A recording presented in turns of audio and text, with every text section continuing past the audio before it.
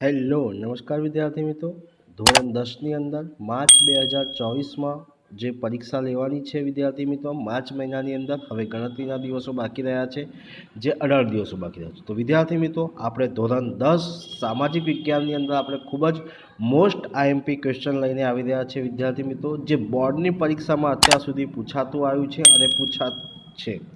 તો વિદ્યાર્થી મિત્રો, ચાલો આપણે ચર્ચા કરીએ ધોરણ 10 સામાજિક વિજ્ઞાન। પહેલો જ પાઠ છે ભારતનો વારસો। તો એની અંદર વિદ્યાર્થી મિત્રો આપણી પાસે પ્રશ્નો છે, ભારત પ્રાચીન સંસ્કૃતિ ધરાવતો દેશ છે। આ વિધાન આપણે શું કરવાનું છે વિદ્યાર્થી મિત્રો?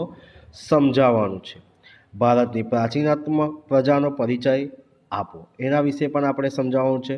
એની નામ એમાં છે પ્રજાની વાત કરીએ વિદ્યાર્થી મિત્રો તો છે નેગ્રીટો એટલે કે હબસી, ઓસ્ટ્રોલાઇડ એટલે નિષાદ, દ્રવિડો, મોગોલાઇડ એટલે કિરાત અને આર્ય સમાજના લોકોની આપણે ચર્ચા કરી છે।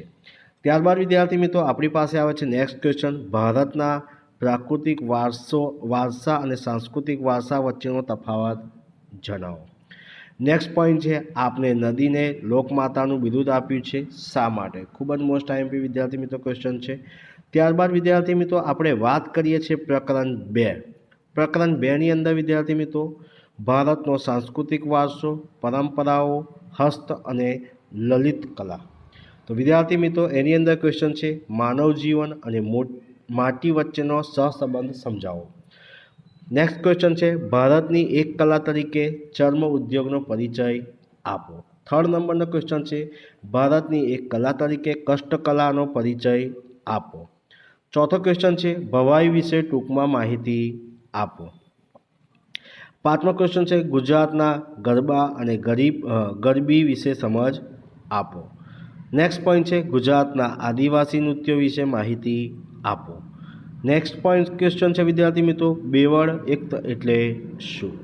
એની બાદ નેક્સ્ટ પોઈન્ટ છે વિદ્યાર્થી મિત્રો, લોથલના કારીગરો ધાતુમાંથી શું શું બનાવતા હોવાનું જણાવ્યું છે। એના પછી નેક્સ્ટ ક્વેશ્ચન છે, નાટ્યકલા સમાજ જીવનને પ્રતિબિંબિત કરે છે, આ વિધાન સમજાવો। એના પછી નેક્સ્ટ પોઈન્ટ છે, સંગીત રત્નકારનો પરિચય આપો।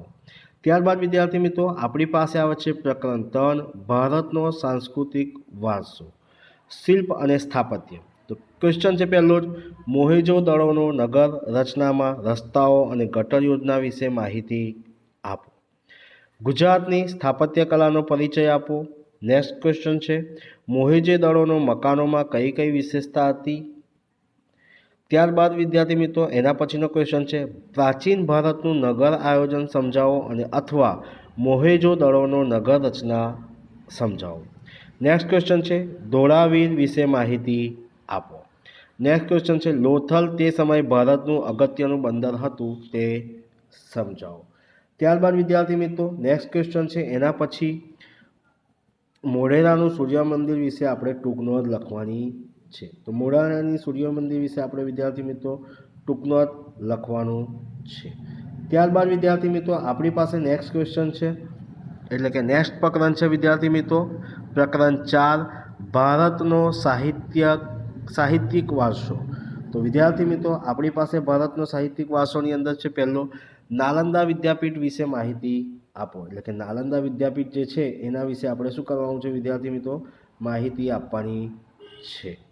ત્યારબાદ વિદ્યાર્થી મિત્રો આપણી પાસે છે તક્ષશિલા વિદ્યાપીઠ વિશે આપણે નોંધ લખો।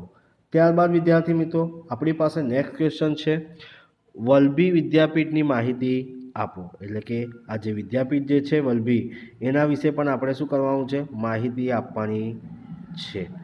ત્યારબાદ વિદ્યાર્થી મિત્રો આપણી પાસે નેક્સ્ટ ક્વેશ્ચન છે, તો એની અંદર પણ વિદ્યાર્થી મિત્રો છે, વેદો કેટલા છે, કયા કયા છે, દરેકને આપણે ટૂંકમાં જણાવવાનું છે, દરેકને આપણે ટૂંકમાં માહિતી આપવાની છે।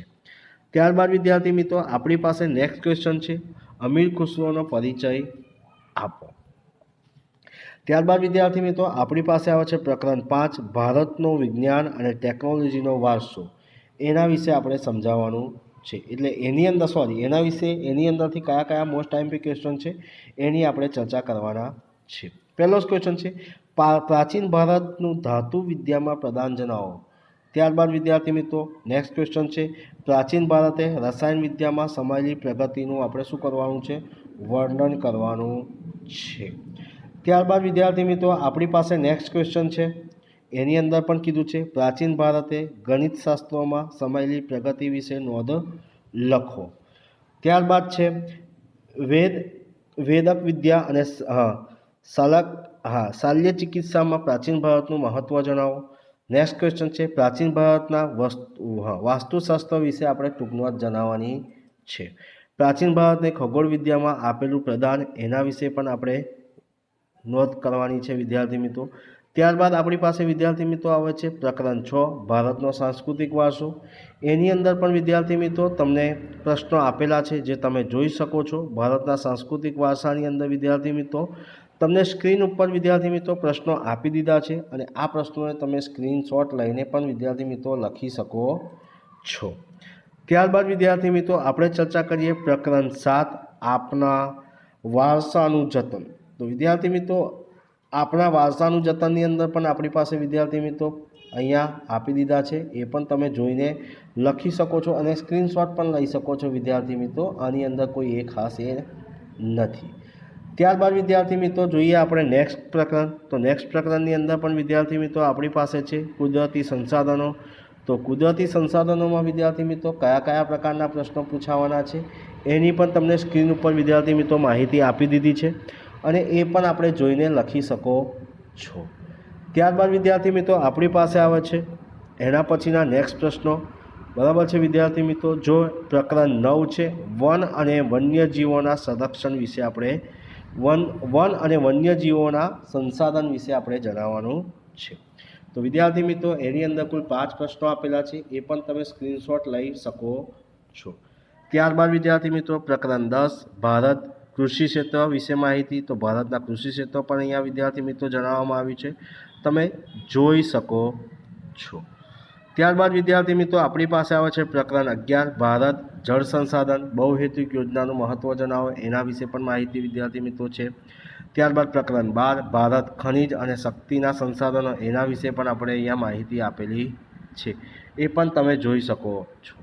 ત્યારબાદ વિદ્યાર્થી મિત્રો આપણી પાસે આવે છે પ્રકરણ 13. પ્રકરણ 13ની અંદર પણ ઉત્પાદન અને ઉદ્યોગો વિશે માહિતી આપી છે, એ પણ તમે જણાવો છો.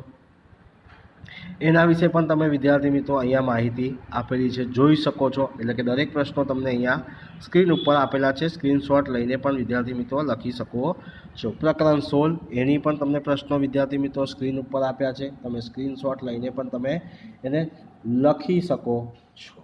ત્યારબાદ વિદ્યાર્થી મિત્રો પ્રકરણ 17. પ્રકરણ 17ની અંદર પણ તમને અહીંયા આગળ વિદ્યાર્થી મિત્રો સ્ક્રીનશોટ આપેલા છે, જે તમે જોઈને લખી શકો છો. ત્યારબાદ વિદ્યાર્થી મિત્રો આપણી પાસે આવે છે નેક્સ્ટ પ્રકરણ 18. પ્રકરણ 18ની અંદર પણ તમને વિદ્યાર્થી મિત્રો જોઈ શકો છો પ્રશ્નો અને સ્ક્રીન ઉપર આપેલા છે, તમે એની પણ સ્ક્રીનશોટ લઈને પણ લખી શકો છો. ત્યારબાદ વિદ્યાર્થી મિત્રો પ્રકરણ 19. પ્રકરણ 19ની અંદર પણ તમને વિદ્યાર્થી મિત્રો પ્રશ્નો સ્ક્રીન ઉપર આપ્યા છે, સ્ક્રીનશોટ લઈને પણ તમે વિદ્યાર્થી મિત્રો લખી શકો છો.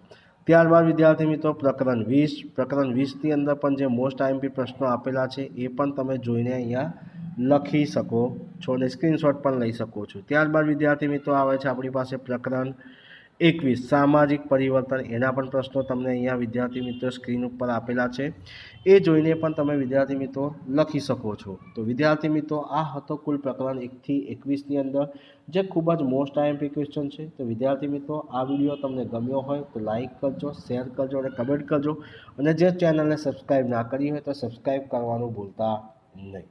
જય હિન્દ, જય ભારત.